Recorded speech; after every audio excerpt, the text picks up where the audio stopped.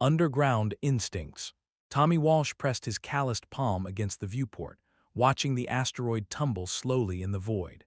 3 months aboard the Hegemony survey vessel Prosperity, and he still couldn't get used to the way space swallowed sound. Back home in West Virginia, the mountains sang, creaking timber, shifting coal, the distant rumble of machinery echoing through tunnels carved by generations of his family. Here, everything was silent. "Another dead rock," muttered Vexhai, the Hegemony's lead geological assessor. The insectoid alien's compound eyes reflected the asteroid's pitted surface as his mandibles clicked dismissively. Scan shows standard iron-nickel composition.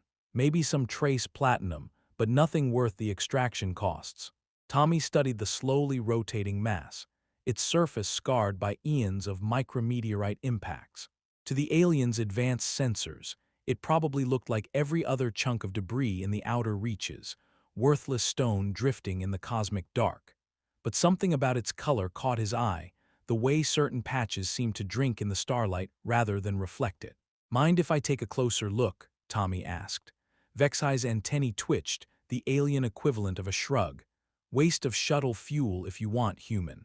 But our quantum resonance scanners have already mapped every mineral deposit to the molecular level.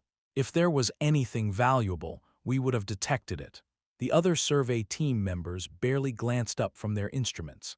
After 3 months of cataloging barren rocks, Tommy supposed he couldn't blame them for their disinterest. The Hegemony had assigned him to this expedition as part of humanity's integration program, a token representative to observe their advanced geological survey techniques. Most days, he felt like deadweight, but today something in his bones told him to trust his instincts. An hour later, Tommy guided the survey shuttle toward the asteroid's shadow side, the one that had been facing away from their ship. The closer he got, the more certain he became that his eyes weren't playing tricks on him. Those dark patches weren't just mineral variations, they were formations. "Tommy to Prosperity," he radioed back to the main ship. "I'm seeing some interesting geological patterns down here. Mind if I take a sample?" "Scan readings show nothing unusual," came Vexhai's reply, "but proceed if it makes you feel useful." Tommy smiled grimly as he maneuvered the shuttle's mechanical arm toward the asteroid's surface. 27 years working the deep mines had taught him that sometimes the most valuable things hid where machines couldn't see. The first core sample came up clean, ordinary chondrite, exactly what the scanners had predicted. But Tommy had learned patience in the mines, where the best veins often lay just beyond where others stopped looking.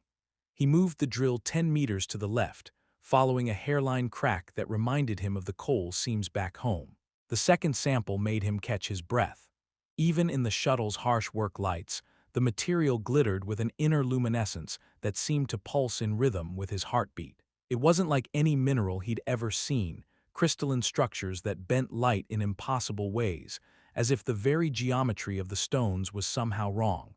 "Prosperity, I think you're going to want to see this." 20 minutes later, Vexhai materialized in the shuttle's airlock, his exoskeleton clicking against the metal walls as he squeezed his considerable bulk through the human-sized opening.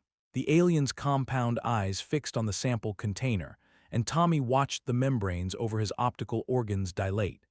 "This is impossible," Vexhai whispered, his translator struggling with the subsonic frequencies of his native speech. "Our scanners detected no quantum signatures, no crystalline matrices, nothing." Tommy held up the sample, watching light dance through its faceted interior.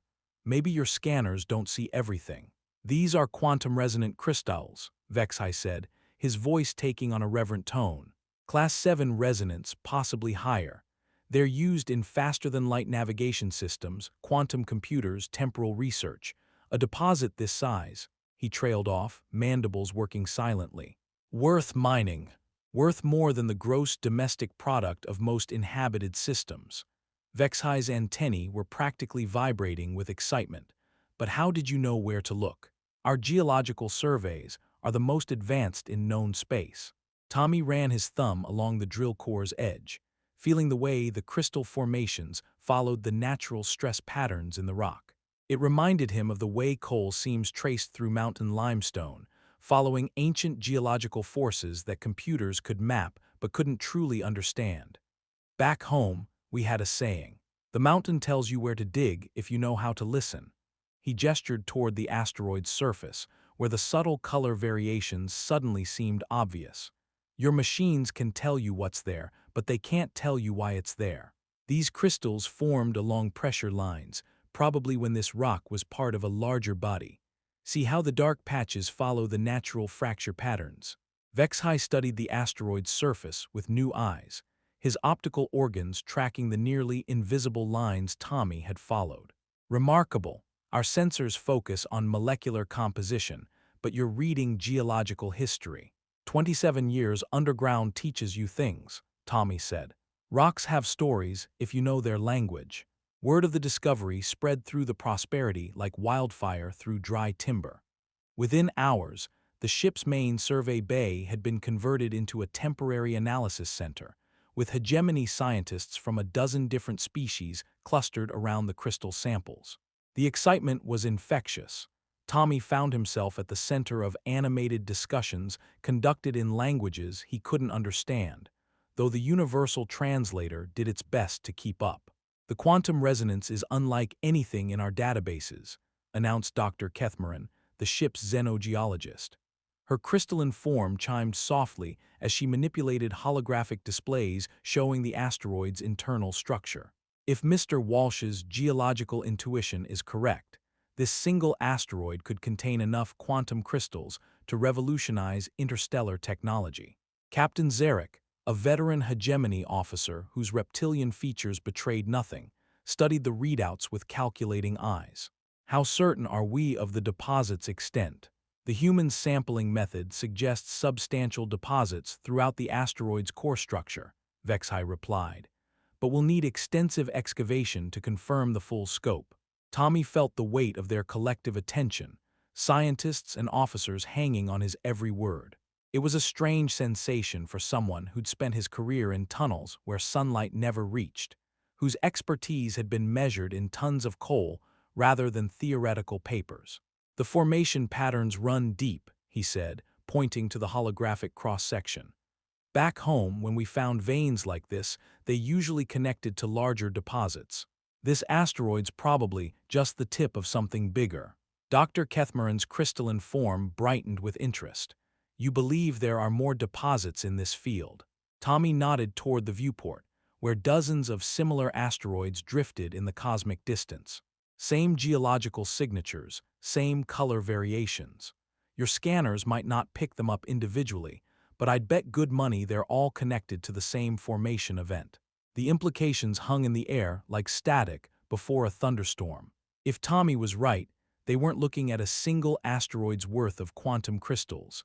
They were looking at an entire field of them, enough to shift the balance of power across known space. Captain Zarek's translator struggled with the subharmonics of his native language. "Mr. Walsh, I believe we need to discuss expanding our survey parameters." The next 3 weeks blurred together in a rush of shuttle flights and core samples. Tommy found himself working 18-hour days, guiding survey teams to locations his instincts suggested, while hegemony scientists followed behind with increasingly sophisticated scanning equipment. Each new asteroid confirmed his predictions: quantum crystal formations hidden just below the surface, invisible to conventional sensors but obvious to eyes trained in reading stone. His relationship with Vexhai had evolved from professional courtesy to something approaching friendship. The alien geologist spent hours asking Tommy about Earth mining techniques, fascination evident in the way his antennae tracked every gesture. "Your people developed this intuitive understanding out of necessity," Vexhai observed during one of their long shuttle flights. "Most hegemony worlds have abundant surface resources. We never needed to read subtle geological cues." Tommy guided the shuttle toward their 18th target asteroid, following patterns that were becoming increasingly clear to him. "My grandfather used to say that the mountain teaches patience to those who will listen. Guess humans had to learn to listen harder than most." "It's more than listening," Vexhai replied. "You're processing information our instruments can't quantify. Geological intuition based on decades of hands-on experience. The hegemony has sensors that can detect individual atoms, but we've lost the ability to see larger patterns. The asteroid ahead showed the same telltale signs, dark patches following natural stress lines, subtle color variations that spoke of crystalline formations hidden in its core. Tommy had stopped feeling surprised when his predictions proved accurate. The real surprise was how consistently the hegemony's advanced technology had missed what seemed increasingly obvious. Maybe that's the trade-off, Tommy said, lining up the drill for another core sample. You get precise measurements but lose the bigger picture. Their sample came up glittering with quantum crystals, just as Tommy had expected. But this time, something else caught his eye: trace elements in the surrounding matrix that seemed familiar. Vexhai, take a look at this. The alien examined the sample under magnification, his optical organs dilating as he focused on the mineral traces Tommy had noticed. Impossible, these formations show signs of artificial enhancement. Tommy felt his pulse quicken. Artificial how? The crystal growth patterns have been optimized, modified to increase quantum resonance efficiency. Someone was here before us, Tommy. Someone with technology we don't understand. The implications hit them both simultaneously. This wasn't just a natural deposit of quantum crystals. It was an ancient engineering project, abandoned or lost to time. And Tommy's intuitive reading of geological patterns had led them straight to it. The discovery of artificial enhancement in the crystal formations changed everything. Within days, the Prosperity was joined by 3 more hegemony vessels, including a diplomatic ship carrying representatives from the Council of Systems. Tommy found himself at the center of discussions that extended far beyond simple mining rights. The technology required to enhance quantum crystal growth represents a significant advancement over current hegemony capabilities, explained Ambassador Trelvex during an emergency briefing. If we can reverse engineer these modifications, the strategic implications are enormous. Tommy sat at the conference table, still wearing his work coveralls while surrounded by beings in elaborate diplomatic robes. The surreal nature of his situation wasn't lost on him, a coal miner from West Virginia helping to shape interstellar policy. The question before us, continued the ambassador, is how to proceed with both extraction and research while respecting potential archaeological significance.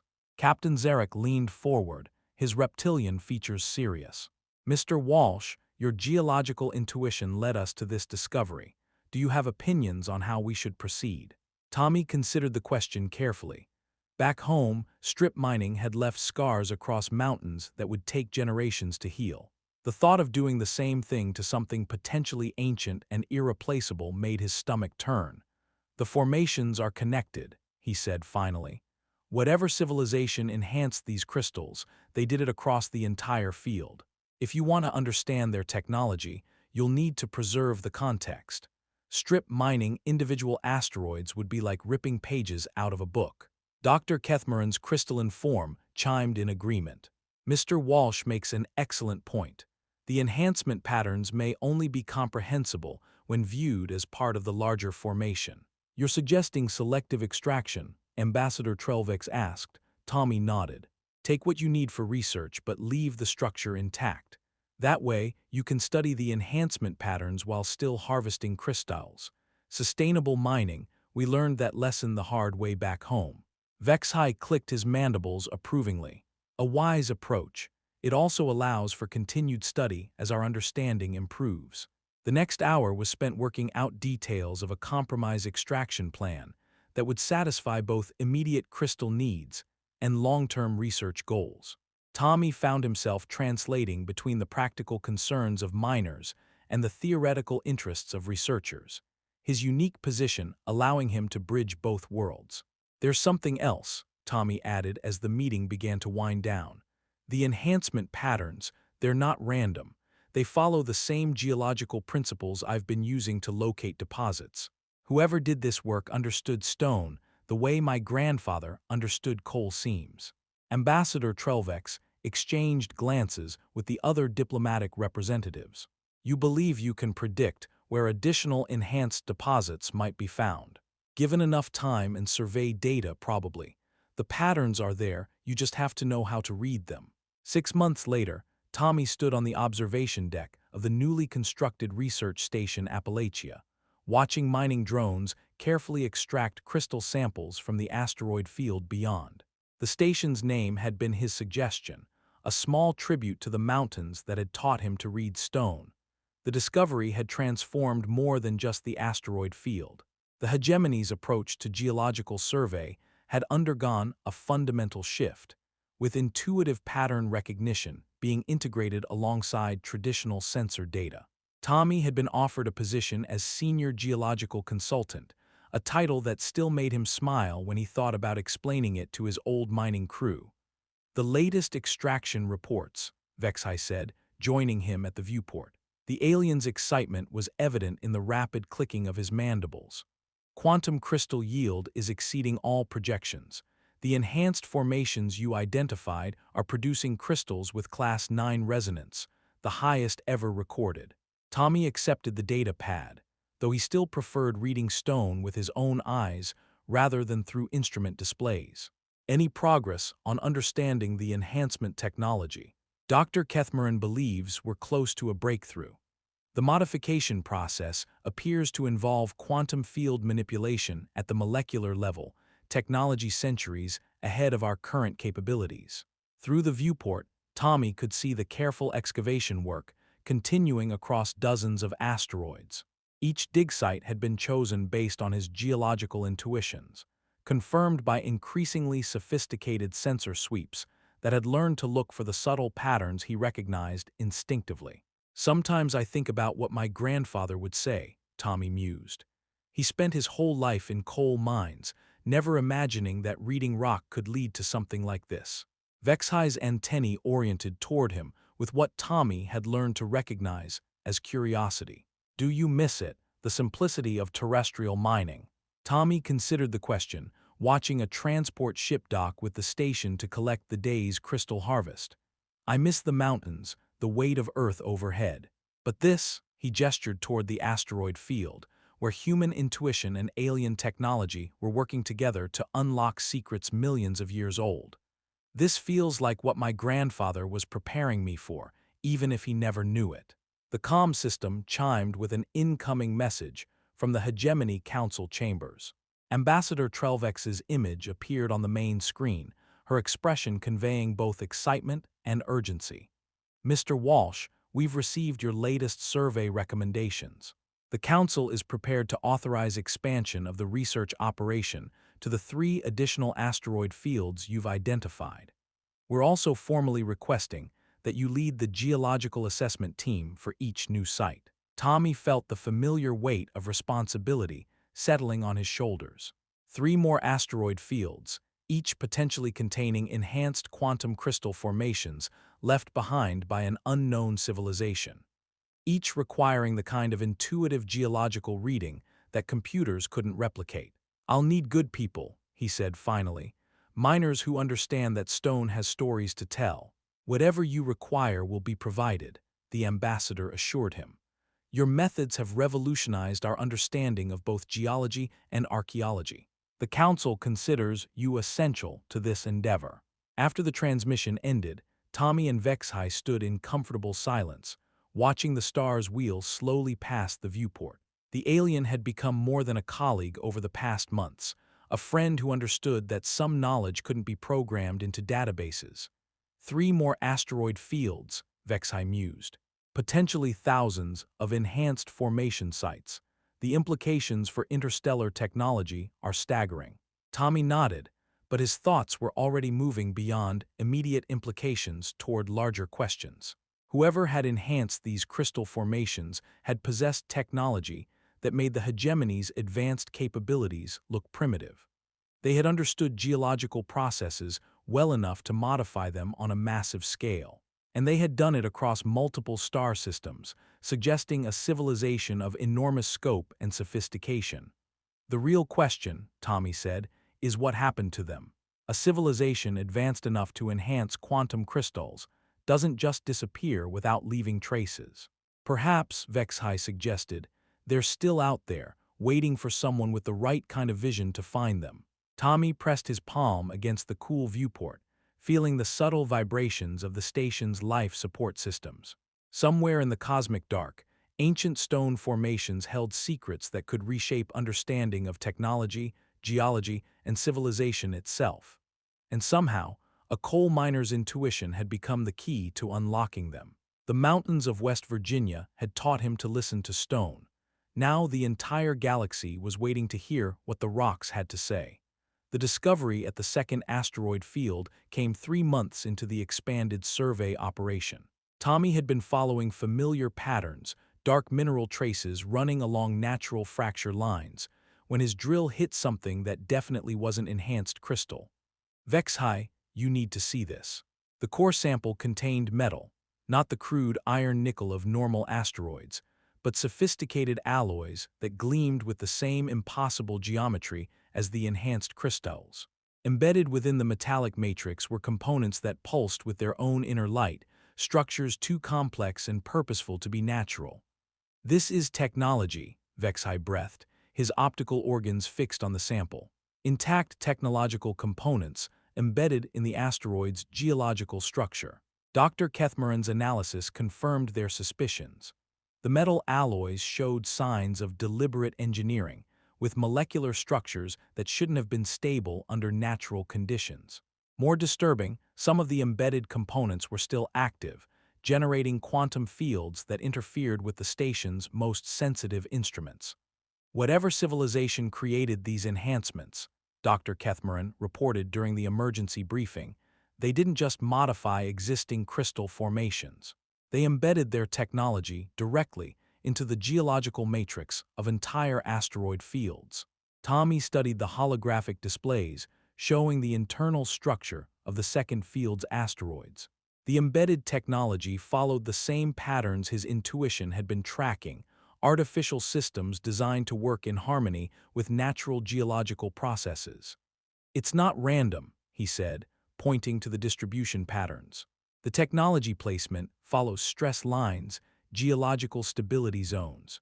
Whoever did this understood rock formations well enough to make their tech part of the natural structure. Ambassador Trelvex leaned forward, her expression grave. Are you suggesting these asteroid fields were deliberately engineered? I'm suggesting something bigger than that. Tommy pulled up the survey data from all 3 asteroid fields, overlaying the patterns of enhanced crystals and embedded technology. Look at the distribution. These aren't separate sites, they're all part of the same system. The implications of his observation sent a ripple of unease through the assembled scientists and diplomatic staff. If Tommy was correct, they weren't looking at archaeological sites, but at the remnants of a vast technological network that spanned multiple star systems. A civilization capable of engineering on this scale would have been a major galactic power, Captain Zarek observed. Yet there are no records of such a species in hegemony databases. Maybe they didn't want to be recorded, Tommy suggested. Back home, my people learned to hide their most valuable minds from outside interests. Could be these builders did the same thing, but on a galactic scale. Dr. Kethmaran's crystalline form flickered with excitement. If Mr. Walsh is correct about the network scope, the embedded technology might still be functional. We could be looking at communication systems, data storage, possibly even transportation infrastructure. The possibility hung in the air like electricity before a storm. An ancient, hidden technological network spanning multiple star systems, disguised as natural geological formations. And somehow, a human coal miner's intuitive understanding of rock had led them to it. Proceed carefully, Ambassador Trelvex ordered. If this network is still operational, activating it could have consequences we can't predict. Mr. Walsh, can your geological assessment methods determine which sites are most likely to contain central systems?